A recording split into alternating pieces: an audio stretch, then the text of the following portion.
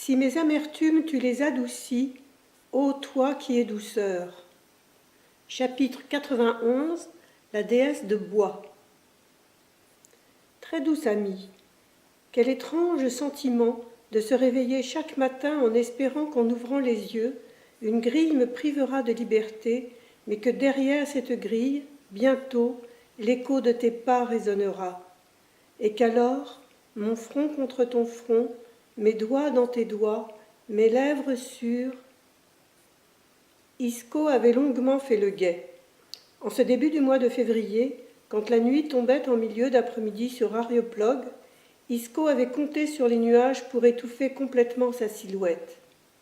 Mais le vent s'était mis de la partie, les nuages avaient filé avant de laisser la place à un ciel noir piqueté d'étoiles et à une pleine lune resplendissante qui se réfléchissait sur la neige. Il fallait redoubler de prudence. Isco avait patienté dans la cabane jusqu'à entendre les ronflements du chirurgien. Isco avait ramené de l'eau-de-vie en quantité pour un imprégné Rolf Undren et les autres occupants de leur cabane pour fêter la fin des 10 jours de marché annuel. Andren était content de ses trouvailles.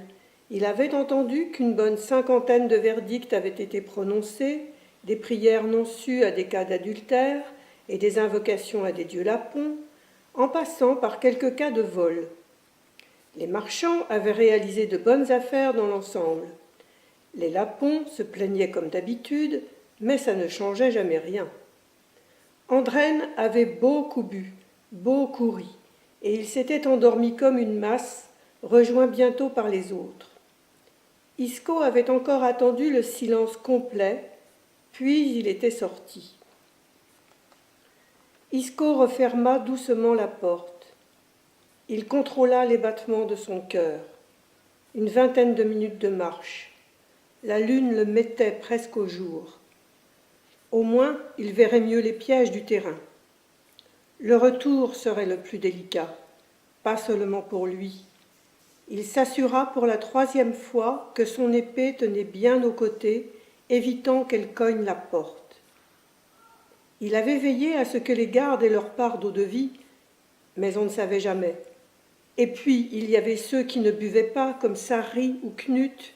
Ils étaient plus loin de l'autre côté de l'église. Mais comment être sûr? Durant toutes ces journées de marché, Isco avait souvent senti leur regard sur ses épaules. Quand il eut passé la lisière du village, il marcha encore 2 minutes jusqu'à parvenir au ruisseau gelé. Le froid attaquait plus que d'habitude. Jusqu'ici, tout s'était bien passé. Mais le vent couvrait bien des bruits, des hommes et des animaux. Isco s'arrêta un instant.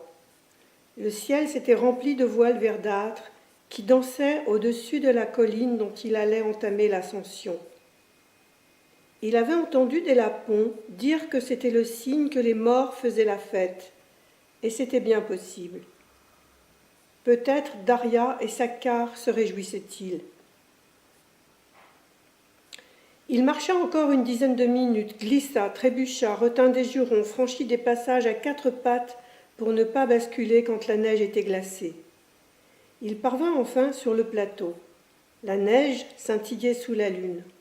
En contrebas, Arioplog semblait dormir. Si quelqu'un venait du village, il ne manquerait pas de le voir se détacher sur la surface brillante.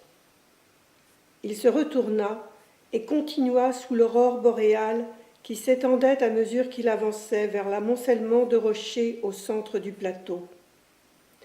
Il se dirigea sans hésiter vers celui en forme de baleine, se glissa derrière jusqu'à cette anfractuosité. Isco s'assura une fois encore qu'il n'avait pas été suivi. Il s'accroupit sous le rocher et tâtonna. Maintenant, il ne voyait presque plus. À l'abri du vent, il se fiait à ses sens, le toucher, l'ouïe. Il sentit un morceau de bois de la taille d'une bûche. Il sourit. Saraka était toujours là. Il retira la déesse de bois, y déposa ses lèvres, surpris de son propre geste. Apaisé. Il replongea la main pour déposer le bois sacré, continua à tâtonner, sentit des bois de renne placés en offrande. Puis il entendit ce bruit, infime, un petit caillou qui roule. Il recula vivement la main en sentant des poils qui bougeaient. Quelque chose lui sauta dessus, il cria. La bête réveillée, apeurée, l'attrapa à la nuque et mordit. Il roula en arrière, tenta de s'emparer de son épée, mais n'y parvint pas. La bête s'acharnait. Il tapa des poings, la douleur allait le paralyser. Il attrapa une pierre et en assena un coup sur la tête. Il perçut un grognement aigu. La bête lâcha son cou, il sentit une morsure au bras, amortie par l'épaisseur des vêtements de peau, il frappa encore. La bête couinait.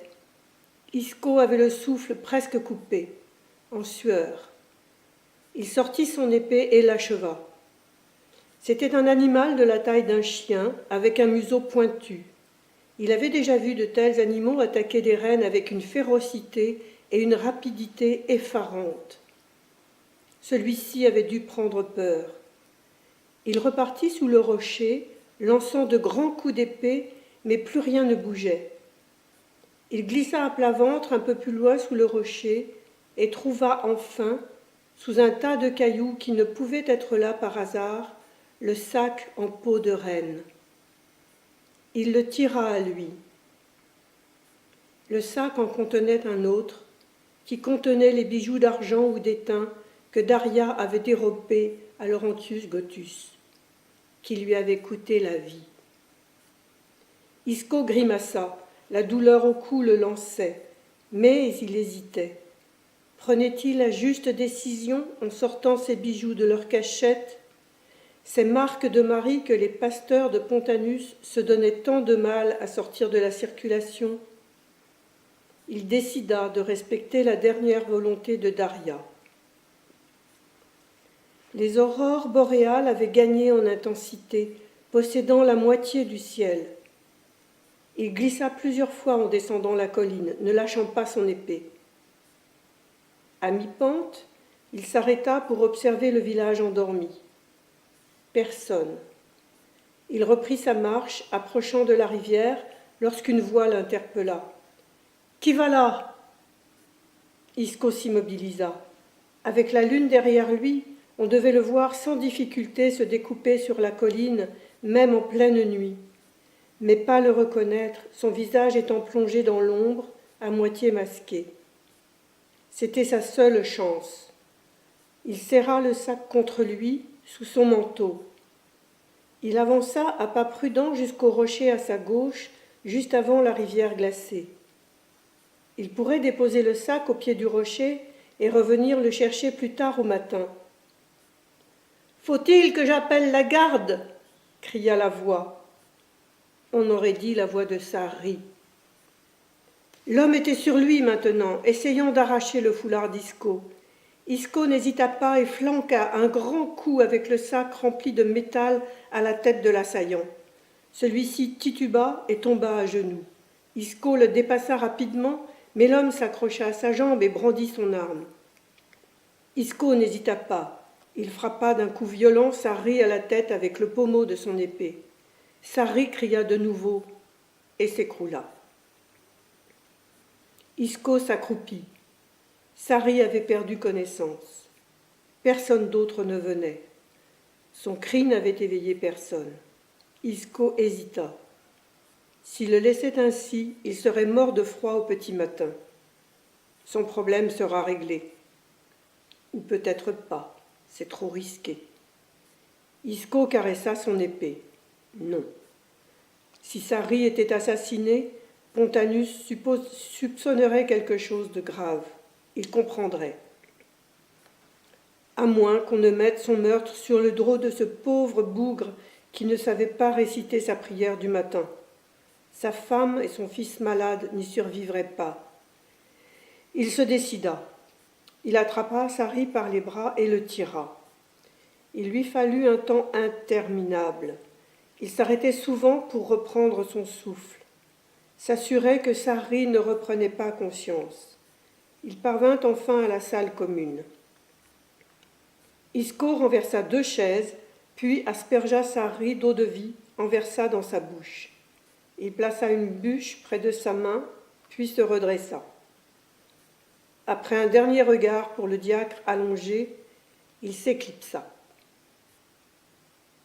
Le lendemain matin, Arioplogue se réveilla avec la gueule de bois.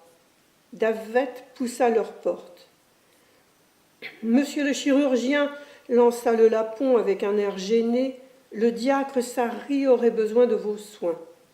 Il a demandé de la discrétion. » Isco fit semblant de s'éveiller à cet instant. « Avez-vous besoin d'aide ? Nous allions partir, mais rien ne presse à ce point. » Isco se leva en même temps que le chirurgien. Ce dernier fit une grimace, se frotta les yeux et la tempe. « Cette eau de vie !» gémit le chirurgien. Isco se massa aussi le crâne. « Je crois que nous avons trop bien fêté ce marché, acquiesça Isco. Au moins avons-nous dormi du sommeil du juste. Bon, allons voir ce qu'a ce pauvre Sarri. »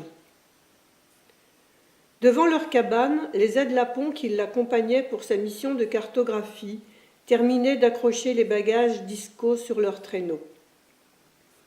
Le village s'était éveillé. Un peu partout, Lapons et Suédois chargeaient leurs rennes. Chacun allait repartir vers ses montagnes ou sa ville. Knut se tenait devant la porte de la salle commune pour en condamner l'entrée. Il s'écarta devant Andrenne. « Je l'ai trouvé comme ça ce matin. » Sarri était adossé à un mur, yeux fermés, il paraissait dormir. Andrenne se pencha sur Sarri, le renifla et éclata de rire. « À la bonne heure, ce cher Sarri a fêté la fin du marché. » « Il se plaignait de la tête, précisa Knut Clemetsson. Andrenne rit de plus belle. À voir si son mal est pire que le mien. Père Sarri ouvrit les yeux. Ne riez pas, je ne bois pas, et j'ai été agressé. Bien sûr, montrez-moi votre crâne. Je ne sais pas ce que je fais ici. J'étais dehors cette nuit, j'ai vu quelqu'un, j'ai senti un coup et ensuite un trou noir. Bien sûr, je connais bien ce trou noir. Andrenne de ne pas rire. Et donc, vous ne savez pas ce que vous faites ici? Non, je vous assure, c'est impensable. Monsieur le chirurgien, si vous permettez... Oui, monsieur d'Etcheverry, je crois que ce que monsieur Sarri essaye de vous dire, c'est qu'il serait fâcheux que l'écho de cet incident franchisse ces murs. Monsieur Sarri est, comme vous le savez, un homme de confiance de monseigneur Pontanus, et tout ce qui entacherait la réputation du diacre risquerait de se répercuter sur celle de l'évêque. Sarri regarda bizarrement Isco. « Cela ne fera jamais que le 8e que j'examine pour ce type de trou noir depuis mon arrivée ici, » murmura Andrenne avec un clin d'œil à Isco. Le chirurgien se leva et revint rapidement avec un tissu rempli de neige. « Tenez, appliquez ça sur votre visage. Tout cela est compliqué. Une agression, dites-vous, si vous ne vous rappelez pas, on ne peut pas imaginer interroger tout le monde. » Sarri grimaça. Il maintenait le tissu contre son visage. « On m'a attaqué. Il faut trouver l'homme qui a fait ça. » « Calmez-vous, insista Andrenne. Veillez à ne pas retomber dans votre trou noir. » Il retint difficilement un sourire. Isco sourit discrètement aussi. « Monsieur le chirurgien, si vous n'avez plus besoin de moi, je poursuis ma route. Le roi attend mes cartes et le travail sera long. » Isco s'inclina et franchit la porte. Il eut le temps d'entendre Sarri qui tentait de convaincre le chirurgien. « Il faut faire fouiller tous les chargements, sinon la colère de l'évêque nous emportera tous. »